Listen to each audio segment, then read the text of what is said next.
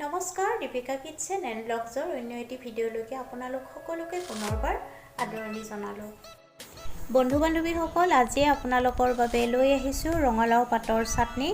এই চাটনিবিধ বনাবলৈ যিমান সহজ, খাবলৈও খুব সুস্বাদু হয়। আপোনালোকে যদি এই পদ্ধতিত কেতিয়াও বনোৱা নাই, এবাৰ বনাই খাই চাব। আৰু যিসকল বন্ধু বান্ধৱীয়ে পোনপ্ৰথমবাৰৰ বাবে মোৰ এই চেনেলটো চাইছে, সাবস্ক্ৰাইব কৰি ল'ব আৰু কাষত থকা বেল আইকনটো প্ৰেছ কৰি অন কৰি ৰাখিব। তেতিয়াহে মোৰ আহিবলগীয়া ভিডিঅ'ৰ নটিফিকেশ্যনবোৰ আপোনালোকে সৰ্বপ্ৰথমে পাব। তেন্তে আহকচোন ৰেচিপিটোৰ মাজলৈ আগবাঢ়ো। ৰঙালাও পাতৰ চাটনিৰ বাবে ৰঙালাওৰ পাত ল'ব লাগিব। ৰঙালাওৰ পাতখিনি ভালকৈ ধুই পখালি ল'ব। নহৰু কেইফুটামান ল'ব লাগিব আৰু আদা এটুকুৰা, কেঁচা জলকীয়া 2টা ল'ব, গোটা জিৰা এচামুচ আৰু কালজিৰা এচামুচ ল'ব লাগিব।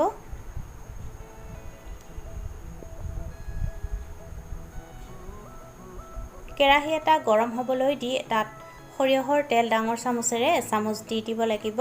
আৰু তেলখিনি যেতিয়া ভালকৈ গৰম হ'ব, তেতিয়া নহৰু আৰু আদাখিনি দি দিব। একেলগতে কেঁচা জলকীয়া 2টাও দি দিব।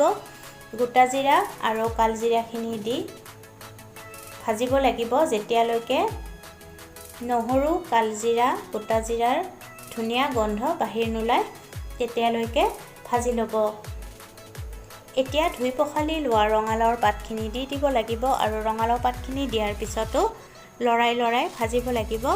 নিমখ এতিয়া দিব নালাগে। যেতিয়া পাতখিনি কোমল হৈ যাব, তেতিয়া নিমখখিনি দি দিব লাগিব।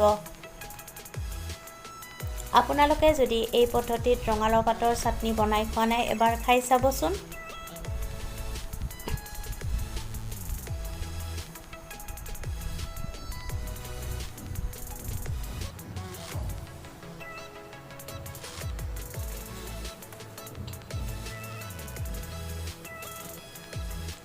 পাতখিনি ভাজি যেতিয়া কোমল হৈ যাব, তেতিয়া নিমখখিনি দি দিব লাগিব। নিমখখিনি দিয়াৰ পিছতো ভালকৈ লৰাই ভাজি ল'ব।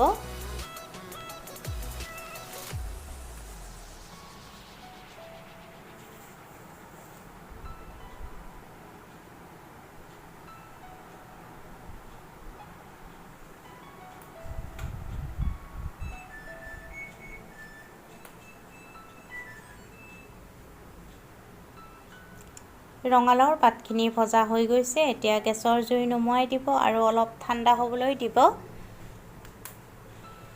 যেতিয়া ঠাণ্ডা হ'ব, তেতিয়া মিক্সিত আপোনালোকে ভালকৈ পিহি ল'ব, নতুবা আপোনালোকে এই চাটনিটো পটাটো পিহিব পাৰিব।